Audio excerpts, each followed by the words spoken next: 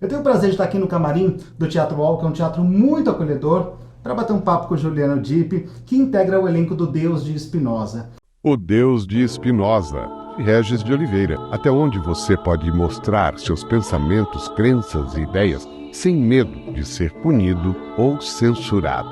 Tudo bem, Juliano? Tudo ótimo, muito obrigado pelo convite, por estar divulgando, né? O teatro é tão bom quando tem gente fazendo esse trabalho e hoje em dia falta, né, espaços para falar de teatro, então eu fico muito feliz de receber, toda vez que eu recebo um convite para falar da minha peça, para falar das nossas peças.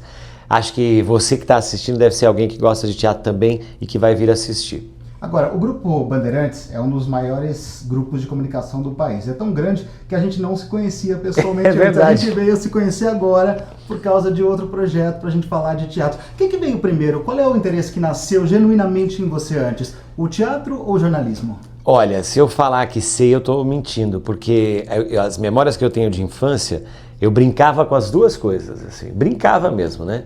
Hoje eu não brinco mais, hoje é um pouco sério, um pouco. Não, tô brincando, é muito sério. Mas eu me lembro de criança, por exemplo, brincar de fazer entrevista com um microfone. Depois, quando eu comecei a crescer um pouquinho mais, montar revistas, sabe? Fazer como se fosse dividir as matérias, o que ia ser na capa, o que não ia. Ao mesmo tempo que eu também fazia teatro, brincava de teatro. Teus primos tiveram que fazer pecinha com você? Todos! Não tem jeito, né? Também fazia isso. Chegava a época, era a nossa oportunidade. Não, você vai ser fulano, você vai ser ciclano. Eu organizava no final de ano, tinha um outro primo meu que ajudava também. E os que não organizavam iam para atuar. Depois alguém apareceu com uma câmera na casa do meu tio, por parte do meu pai. Aí a gente filmava também. Então fazia... eu brincava disso. Aí conforme eu fui crescendo, eu fui fazendo cursos de teatro. Eu fiz primeiro cursos de teatro do que de jornalismo, porque jornalismo é algo que você faz na faculdade. O teatro você começa a estudar um pouco antes, né? Então eu fiz cursos de teatro desde criança. Minha mãe me levava, eu insistia. Curso livre, né? Que a gente vai fazendo, vai se soltando. E assim eu fiz. Te ajudado até no jornalismo, né? Eu acredito que sim. Eu acho que me ajudou na vida como um todo a ter espontaneidade, a ser uma pessoa expressiva, né? E também me deu muito conhecimento, né? Porque o teatro faz a gente ler muita coisa, muitos textos que são de referência mesmo até para a nossa formação cultural e tal. Então, essa peça que eu estou fazendo mesmo agora, por exemplo, Spinoza, tem sido uma reflexão. Cada vez que eu decorava o texto e cada vez que eu apresento, porque eu fico em cena com o próprio Spinoza, o ator que faz o Spinoza, ouvindo as palavras daquele filósofo inteligentíssimo, né? Então, o teatro tem isso de sempre ser um aprendizado que, de certa forma, acontece também com o jornalismo com alguma frequência. Por que Spinoza te pega? Na verdade, eu vou te ser sincero, foi um convite que eu tive para trabalhar. A peça já tinha sido montada na primeira temporada. Você está desde a primeira temporada? Não, quem fazia o meu papel é o Matheus Carriere, que é um grande ator. Inclusive, eu assisti a peça com ele e me senti, sem clichê nenhum, desafiado, porque o Matheus é um tipo físico diferente do meu. Eu sempre fui mais pro tipo galã. O Matheus, eu nunca fiz nada para quase nada para esse lado, tal. E também não tinha muito contato com o Spinoza, né? O Regis de Oliveira, que é o autor da peça, pelo contrário, vinha estudando filosofia há algum tempo, com aulas particulares, teve os melhores professores que pôde, então fez uma pesquisa. Ele sim que se encantou com o mundo de Spinoza e resolveu dedicar um texto a isso. E foi importantíssimo porque se monta muito pouco sobre Spinoza. Eu lembro que na nossa última temporada tinham 3 ou 4 peças. Muito bom da Marilena Chauí. Que foi nos assistir, inclusive. A Marilena foi. A Marilena é a maior expert em Spinoza. Não só ela, como recentemente também eu vi que o professor Clóvis de Barros, que é uma sumidade em filosofia, no assunto, teve aqui na plateia. Eu imagino que assim, você sabia antes que ele estava na plateia, não? Ele sim, a Marilena não. Um dia especial, um dia diferente. Sim, né? O pessoal estava... Ele adorou, a gente bateu um papão no camarim. Ele contou, inclusive, que ele estudou teatro. Olha só. No Macunaíma, que é uma escola clássica de teatro para quem é de São Paulo. Inclusive, tem uma grande amiga professora lá, a Carol, excelente professora, diga-se de passagem. E ele contou que fez teatro lá e a gente até brincou. Então o senhor tem que vir fazer uma participação conosco. E não é que ele topou? Olha que legal. Pode ser que em breve a gente tenha alguma novidade aí. O seu personagem ajuda muito a conduzir a história, né?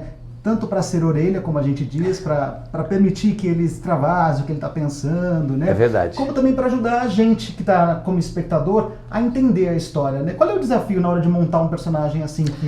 Esses personagens são deliciosos, porque eu faço ali quase que o papel do público, né? Porque como o Spinoza, que é o filósofo, é ele que traz a novidade, é ele que vem contradizer ou contrariar o que já está posto. Eu sou aquela pessoa que, no melhor sentido da palavra, sou o ignorante, o que vai mais perguntar para ele, mas e isso? Mas e aquilo? Então eu tenho o privilégio de estar sempre ouvindo as explicações do Spinoza. É o que a gente faria se a gente estivesse naquele momento, né? Se dar a voz pra gente Exatamente. E colocar pra fora ali. É um bate-bola, você quase que triangula, quebrando a quarta parede, como a gente diz, né? Traz o público para mais pertinho. Isso, e o Spinoza quebra bastante, ele conversa com o público praticamente. E para mim isso foi muito bom. Até para decorar o texto, esse tipo de papel é confortável, porque cria uma lógica com o diálogo do Spinoza, né? Ele acabou de falar alguma coisa que vai produzir a minha dúvida. Então basta eu ouvir o texto dele que eu já sei qual que é a minha fala sequência. Eventualmente a gente troca uma palavra ou outra e isso implica no que ele vai falar. E isso mostra como a gente se escuta. Então, por exemplo, se eu falo pro Bruno assim... Já está escrito na Bíblia, você não tem que interrogá-la. Aí ele me responde, por que eu não posso interrogá-la? Aí no dia que eu falo, você não tem que questioná-la, ele tem que responder, por que eu não posso questioná-la? Né? Você tem que estar ouvindo o que ele fala. Se ele decorou do jeito que foi no texto e por algum acaso... Porque o que você decora numa frase, normalmente, é o entendimento. Obviamente, né? Existem ali as palavras que porque são referentes àquela época, o estilo verbal usado, o tempo verbal usado, essas coisas todas. Mas assim, a escuta do outro é muito importante por isso, para não ficar só no... Não é jogo de tênis, né? Pá. Tem não é improviso. Aqui é ensaiado. Ele era um judeu e ele foi colocado para fora da comunidade, ele passou para o Herém, que é o momento em que vocês começam o recorte da história dele, né? O Herém é quando você é excomungado. E quando você é excomungado, particularmente no século XVII, era um momento muito difícil, porque você não só não tinha mais acesso à comunidade que você participava, à sinagoga, como você não tinha mais acesso à sociedade, né? Ele é proibido de falar até com os familiares. Com os familiares, com os amigos. E aí ele vai ser acolhido pela comunidade cristã e por um amigo particular que é o editor de livros, que é justamente o seu personagem. Jan Hewerts. Jan Hewerts, que é uma pronúncia... É holandês, né? Um nome difícil pra caramba. Você já tentou falar em holandês? Em holandês eu acho que é um pouco difícil. É difícil, eu também não. Eu acho um pouco difícil. Eu lembro que uma vez eu fui para Amsterdã, eu vi as placas das ruas assim... Só tinham consoantes, eu falava, como é que eles formam palavras com esse jeito de falar? E o Hewerts é exatamente isso que você falou, ele publica os livros do Spinoza.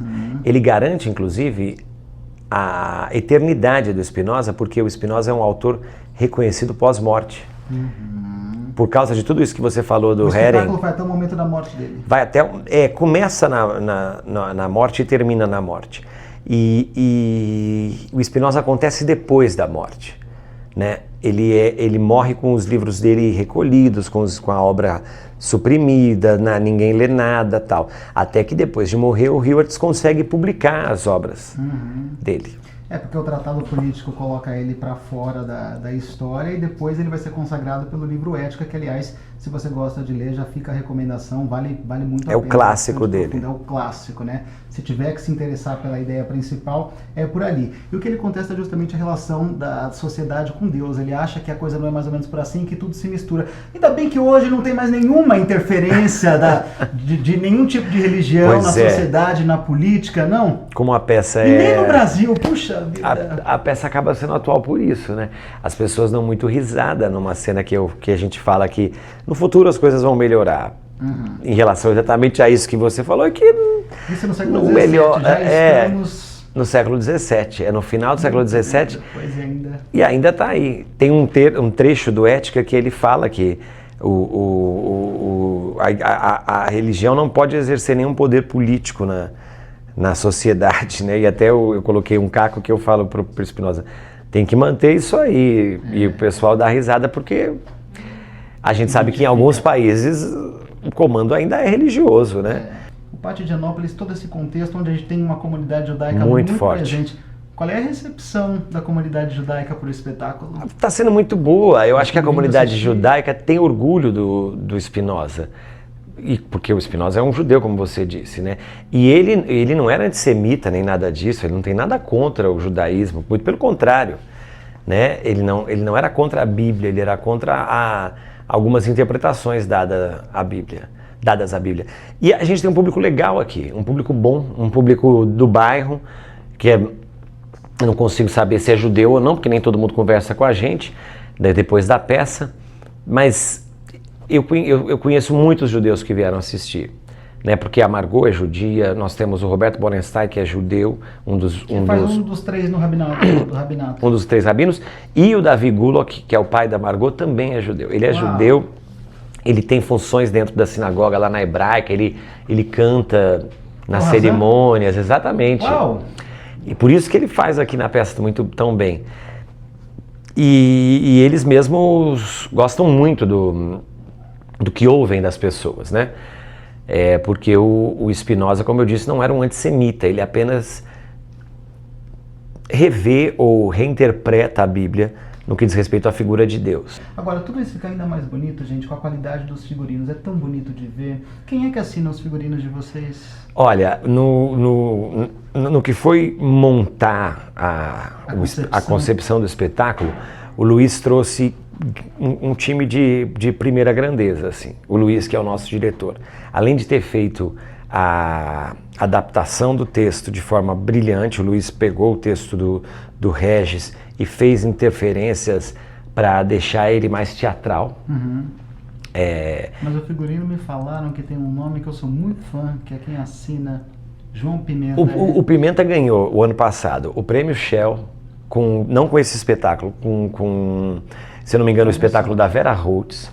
Está em quase todas as peças. Ele não fez o espetáculo do Gerald Thomas, mas ele veste o Gerald Thomas. Então eu ia chegar nele, ou seja, nesse time que o Luiz montou, ele fez questão de pegar as referências, seja no cenário, seja na luz, seja no visagismo, a nossa maquiagem, e o figurino não ficou de fora. O João Pimenta é hoje em dia talvez o maior nome Aliás, o João Pimenta desfilou no... E o nosso elenco o Luiz foi desfilar. Porque eu não sabia disso. O João leva modelos não leva só aquele padrão de modelos jovenzinhos, 20 e poucos anos, magrelinhos, fortinhos e tal. E então ele abriu, por exemplo, os nossos rabinos, um dos nossos rabinos, que é o Luiz Amorim, desfilou para o João no Fashion Week. Gente, que sensacional. Não perca essa oportunidade, não. De quarta e quinta-feira, no meio da semana, é aquele refresco quando você já está cansado daquele... Né, e não é por nada, não. O meu personagem é o mais bem vestido, né? Ele é um personagem muito bem vestido, é verdade. Eu não tenho culpa nenhuma disso. Quanto tempo você leva se preparando para o personagem? Eu sou o que mais demora. O Bruno também, porque ele põe a peruca para fazer o Spinoza, né? Por isso que eu já tinha posto até meu despertador aqui pra gente saber quanto tempo eu tenho aqui com você. Porque eu pinto meu cabelo, eu aliso meu cabelo. Fica grisalho, aliso o cabelo.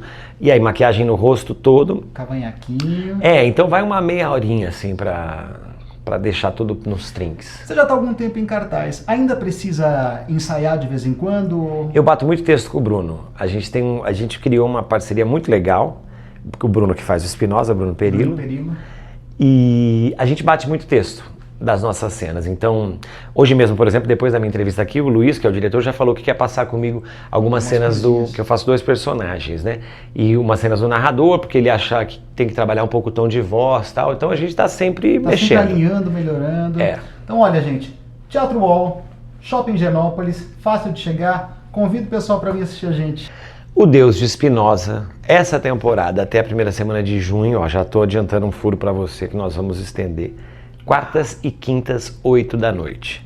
Quartas e quintas, 8 da noite. Se por acaso você estiver assistindo essa entrevista depois, dá um Google, porque essa peça não para e pode ser que de repente ela esteja até na sua cidade. Pode acompanhar pelas redes sociais, tem o Instagram que é da peça, que é @odeusdespinoza, tudo junto. Se quiser encontrar o Juliano também e fazer alguma pergunta direto para ele, qual é o seu Insta? É Juliano Dipp. Juliano, sucesso para você. Eu agradeço mais uma vez, sucesso para nós, para gente aqui no teatro, para você aqui com o canal.